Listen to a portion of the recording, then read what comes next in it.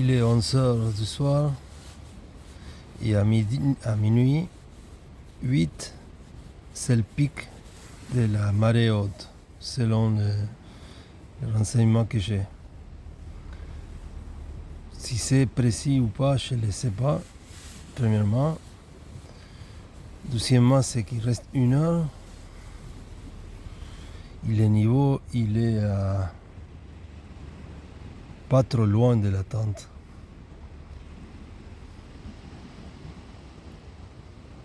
Et c'est ça le grand dilemme.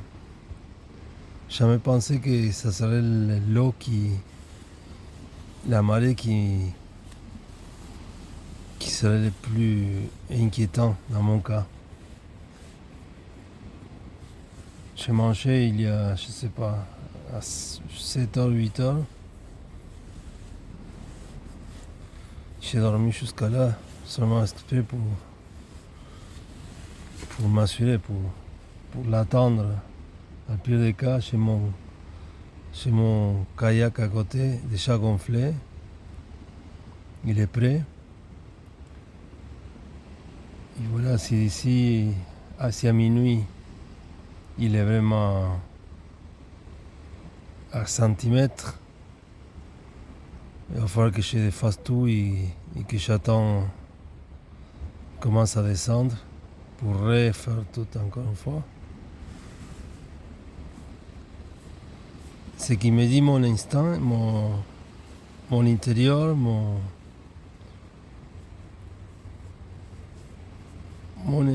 intérieur, pas l'extérieur, ni la pensée, ni quoi que ce soit, c'est que ça va bien aller. C'est pas un désir.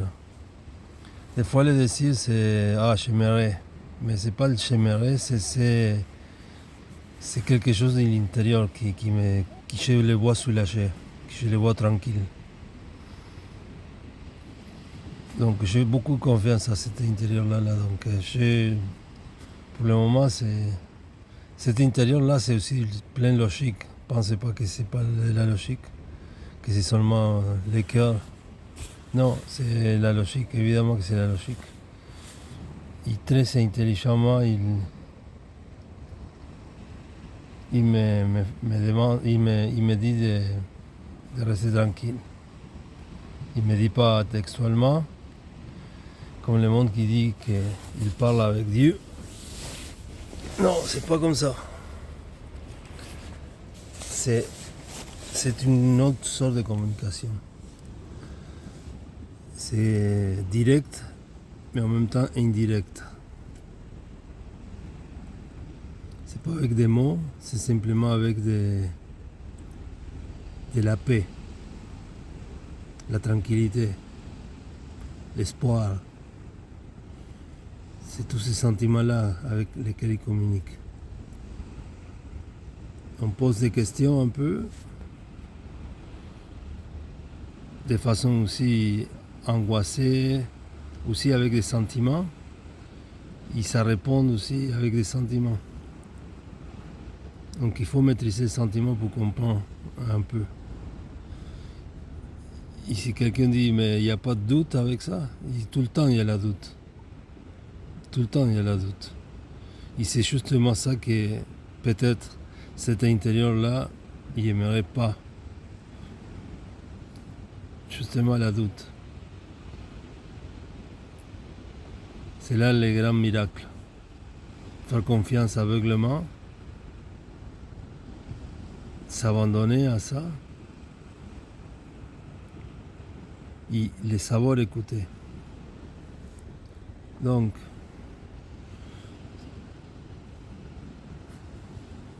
s'il y a des doutes, bien sûr que j'ai des doutes. Parce que je ne connais pas ce qui est en train de se faire. Je les vois loin, oui, mais combien de mètres il peut monter?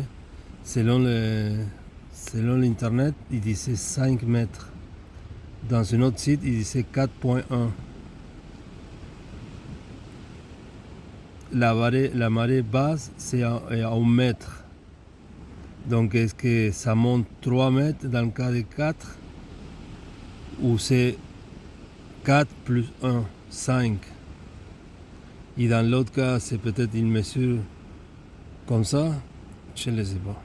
Donc ça va être 5 mètres en tout, ou ça va être 4 mètres qui montent, je ne sais pas.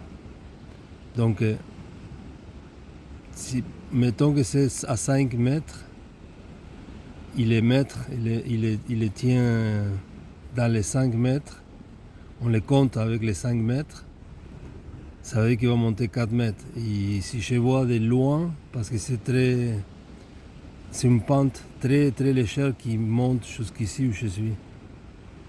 C'est très difficile à savoir. Il faudrait calculer, il y a des calculs évidemment pour faire ça. Mais la pente en bas, il faudrait pour la distance. Donc, j'ai déjà fait ça dans le passé, mais maintenant je ne me rappelle pas comment le faire. Mais en regardant, observant, c'est une question d'observation.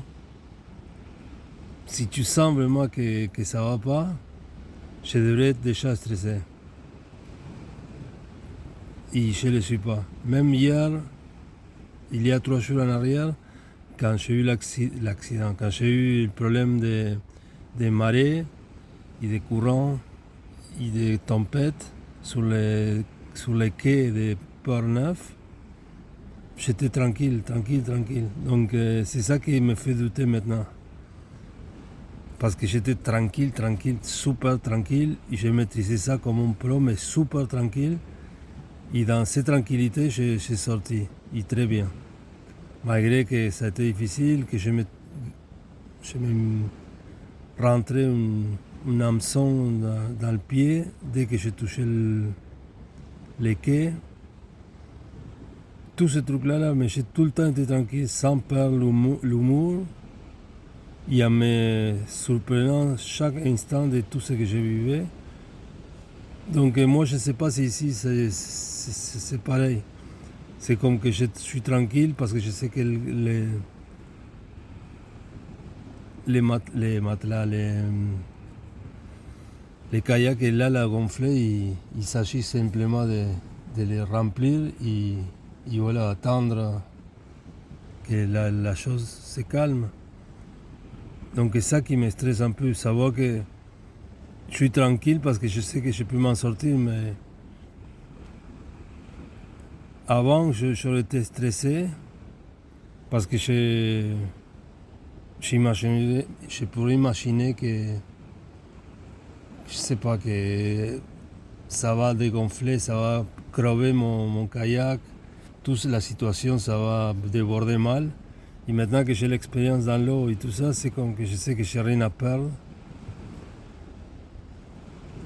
Donc même dans le cas que je n'aurais pas le kayak gonflé, je serais correct pareil parce que j'ai tout attaché. Donc et ce qui me fait plus encore penser que ma tranquillité vient de là, c'est que je sais que c'est des biens matériels et c'est pas non plus la fin du monde. Et voilà, c'est ça, c'est comme que j'ai rien à perdre. Je monte sur un arbre là, j'attends et c'est tout. Ou même, pour pas me mouiller et avoir froid. Donc vous voyez, c'est comme savoir qu'à vrai dire, il n'y a rien qui va arriver de mauvais.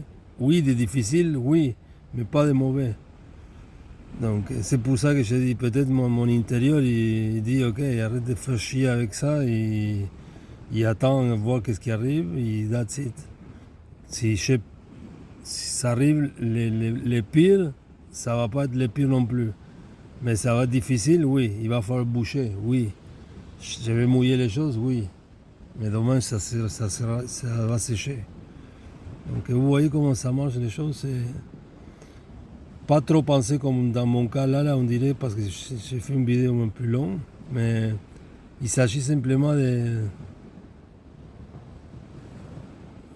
penser, à vrai dire. Il faut penser, il faut réfléchir, mais avec c'est ça, avec un espoir, avec En tout cas, je vais aller voir chez l'entente plus proche.